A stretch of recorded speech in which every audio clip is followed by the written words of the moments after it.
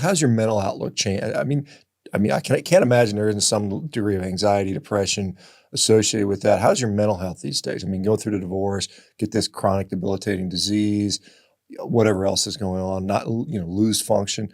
What's going on mentally? It was very hard. You're sitting there in that chair for 8 hours knowing what's coming. I remember driving to the Michigan Institute of Neurological Disorders going, well, here goes my next 2 days. And it's defeating. There's nothing you can do. You can hope that this month, it's not like last month. That's all you can do. You can try to make sure that you hydrate enough, because a lot of it has to do with how badly the IVIG treatment dehydrates you. So what I started doing is I would drink like smart water the day before, during my treatment, and the day after my treatment, in hopes that would alleviate some of the issues. And sometimes it would help, but sometimes I'm stuck in bed for a couple days, and luckily I work from home, so I can take my laptop, put it on my lap, and do my best for a couple days. Now I've got a really great employer that kind of understands my situation and can always make up the time when need be. But I haven't had to make up time in almost a year. Going through a divorce and then getting all these issues in your early 40s is tough, because you think to yourself, I'm on the market again, but I feel like damaged goods. No one wants to be with somebody that tomorrow they could potentially be paralyzed. Yeah. And that's just a chance you take every time you go to sleep. That was very tough. And it's still tough, but I can say right now, I appreciate every single day so much more than I did before. I can walk. I can move. I'm going to go to the gym later. That's amazing. Days are brighter. Yeah, I got, and that's a point that many people don't think about. You're a single guy. You've got this chronic, debilitating, progressive neurological disorder that may put you in a wheelchair. And, you're thinking like, how do I find a life partner, a spouse, a girlfriend, a wife in that situation? I mean, it's going to be hard because, honestly, how many people would say, sign me up for that? I'm here to, obviously stuff happens and hopefully they stick by you. But to voluntarily walk into somebody that's saying, odds are very good that you're going to be pushing me around in a wheelchair, that's going to scare a lot of people off. And so, I can imagine how the stuff frustrating is on your end, saying, hey, how am I going to find somebody that I can, partner with, so, there's so many aspects of this that are just, it isn't unique to this disease, but it's just something that so many people have to deal with. And you wonder why we have such, high suicide rates in this country and other things and mental health issues in general. That's even without some of these diseases. But one of the things that I have seen is a lot of these patient advocacy groups, whether it's diabetes or rheumatoid arthritis, a lot of times the pharmaceutical industries kind of work their way into these groups, and it becomes like a thinly veiled, drug commercial in many cases. Was that what you saw in the CIDP groups, where a lot of people talking about, how do I get my next infusion? Where do I go? How do I get it cheaper? Was it mostly a lot of that, or was it mostly just alternative stuff?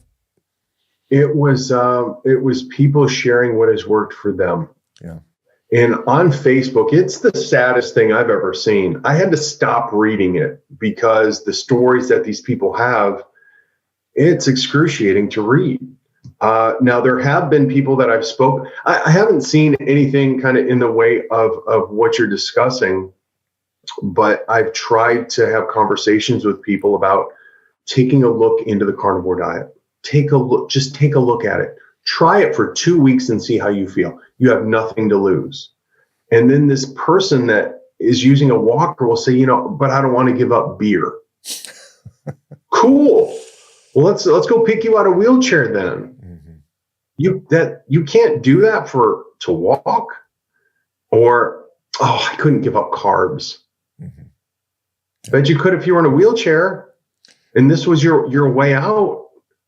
It just, the self-control that I see, a lot of people mentally, they can't do it. I don't know how they're in the situation they're in now, mentally, but No, and even with bodybuilding diets or telling somebody to, you know what, you should join the military. Oh, I could never do that. Not with that attitude, you can't. It's tough, for me to have done all these things that people just immediately dismiss the moment they hear about it. But I say, well, look at your life and look at mine. I'm walking. I'm offering you this opportunity as a potential kind of fix to your problem. It's up to you if you take it or not. So yeah, we're running low on time. One final sort of thought here is, we are now living in a time where there are people actively trying to rid society of red meat, in particular of beef. How would that impact your life if you couldn't afford it, if it wasn't available, if it was taxed out of your price range, or even made restricted where you can only eat it twice a week? What would that do to your quality of life? It would kill my quality of life. The whole reason why my life is as great as it is right now, and don't get me wrong, my life is great. I appreciate every single day. I appreciate every moment I have. I appreciate that I have a job and can walk, and I'm going to go to the gym later. Those are amazing things to me because all of that could have been taken away. This diet has given me my life back. It's given me my body back. It would be very detrimental to myself and many others if somebody took that away. Now, being on this diet, there have been 2 different times where I've said, let me see. And I've eaten off my diet just to, let me see. Michaela Peterson had said that if she eats off her diet, she suffers for quite a while. But the entire time, to me, this has been kind of experimenting. I want to see what my body's capable of and what this does. I ate off my diet, and it was the fatigue and the pain in my arms that was the worst. It pained so bad it'll bring tears to your eyes, and fatigue so bad that I can barely get up to let my dogs outside. Now, if I immediately get back on my diet, immediately get high fat in me, high protein, I go back to normal within 12 to 24 hours. And I've tested it 2 different times, and it's been the same results every time. My symptoms from CIDP come back immediately, and they're awful. So it's not worth it. You get somebody like you who's, effectively symptom-free, maybe cured. I mean, it may be too early to call it a cure, but certainly in a solid remission right now. And, you know what a trigger is, if like you see, like, it seems like the neurologist is like, well, this is interesting, let's see what happens if you go off the diet, what's going on, what kind of physiological cascades are occurring within your system. Are there surges in certain cytokines or inflammatory markers or what? Because it would be so instructive, for a lot of other people. And yet we have people that say, good luck, go on your way, and I don't care.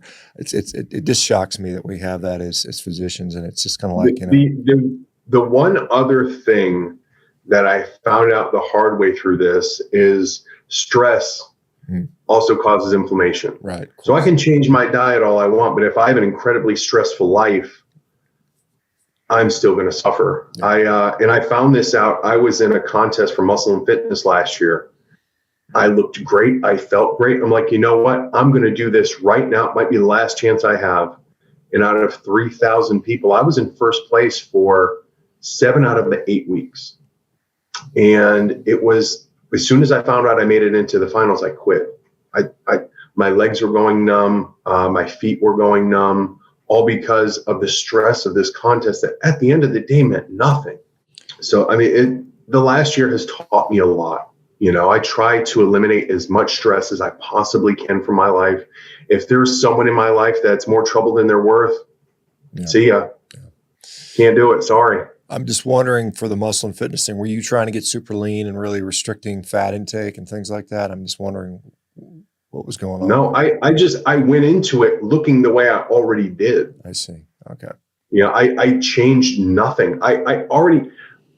I look better now than when I won Mr. Michigan 10 years ago. Wow. And I don't feel like I'm not restricting myself. I'm eating almost 4,000 calories a day. I do minimal cardio, maybe twice a week. I'll do cardio, but my workouts are pretty intense. If you had have told me 10 years ago, listen, just do a carnivore diet, you're going to look awesome. I'd have done this 20 years ago.